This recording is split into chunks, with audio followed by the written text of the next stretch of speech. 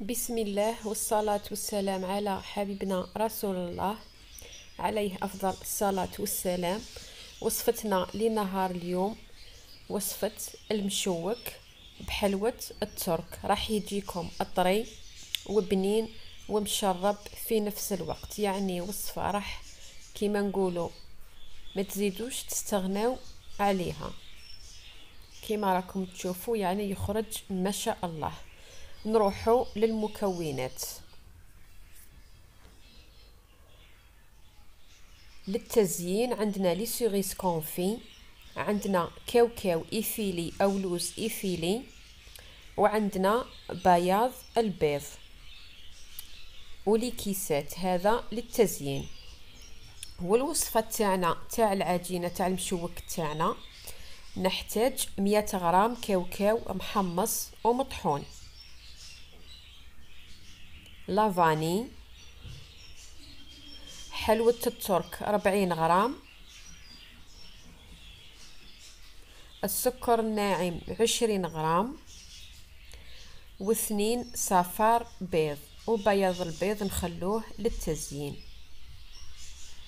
كيس خميرة كيميائية، 125 غرام زبدة، و250 غرام فارينة. في بول نحط الزبدة تاعنا نخدموها مليح مع السكر الناعم، 125 غرام زبدة مع 20 غرام سكر ناعم، نخدموهم جيدا حتى المكونات تتجانس مع بعضها. نزيد حلوة الترك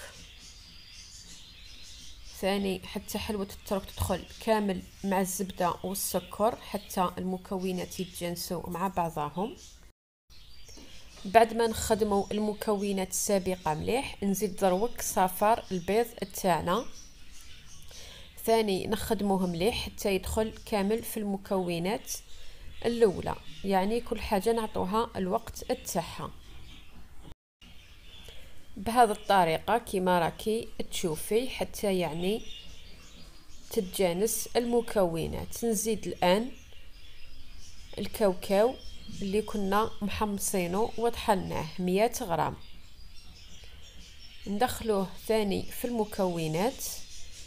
بعدها نقعد نزيد في النواشف اللي هي الفارينة وكيس خميرة كيميائية.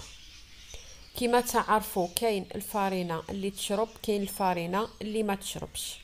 الى ما تشربش رايحه تديلك 250 غرام، يعني حتى تتحصلي على عجينة تكون طرية.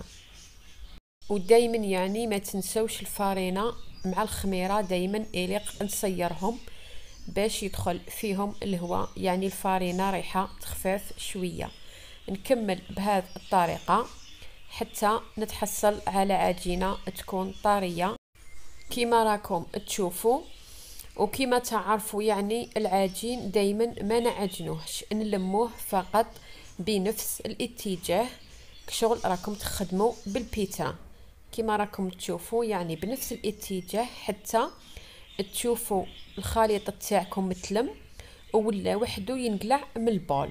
كما راكم تشوفوا هنايا تحبسوا العملية تاعكم تحصل على عجينة تكون طرية. كما راكم تشوفوا يعني كي توشيها ما تكونش مخصوصة فارنة وفي نفس الوقت تكون طرية، باه المشوك تاعنا رايح يجيكم طري.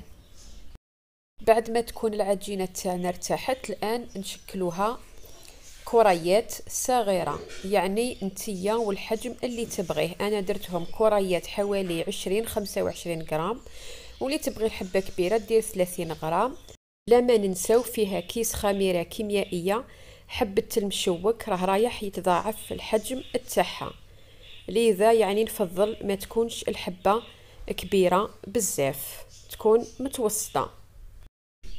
التزيين نحتاج لكيسات لوز إيفيلي، بياض البيض، وعسل بعد ما يطيب.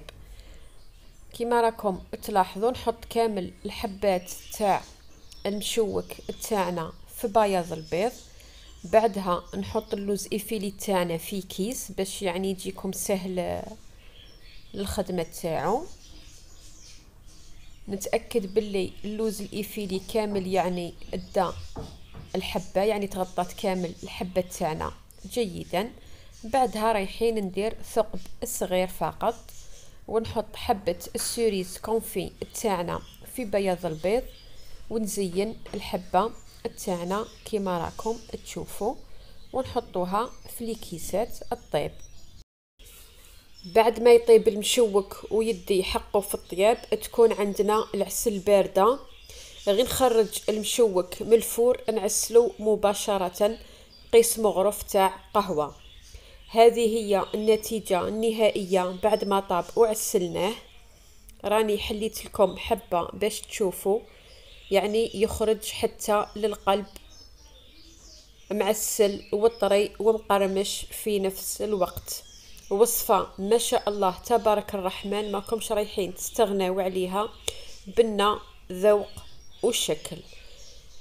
ما بقى لي غير نقول لكم تبقاو على خير، نتلاقاو في ساعة الخير ان شاء الله. ما تنساونيش بدعمكم فضلا وليس امرا، جيم كومنتير وتفعيل الجرس ليصلكم كل جديد. دمتم اوفياء، سلام.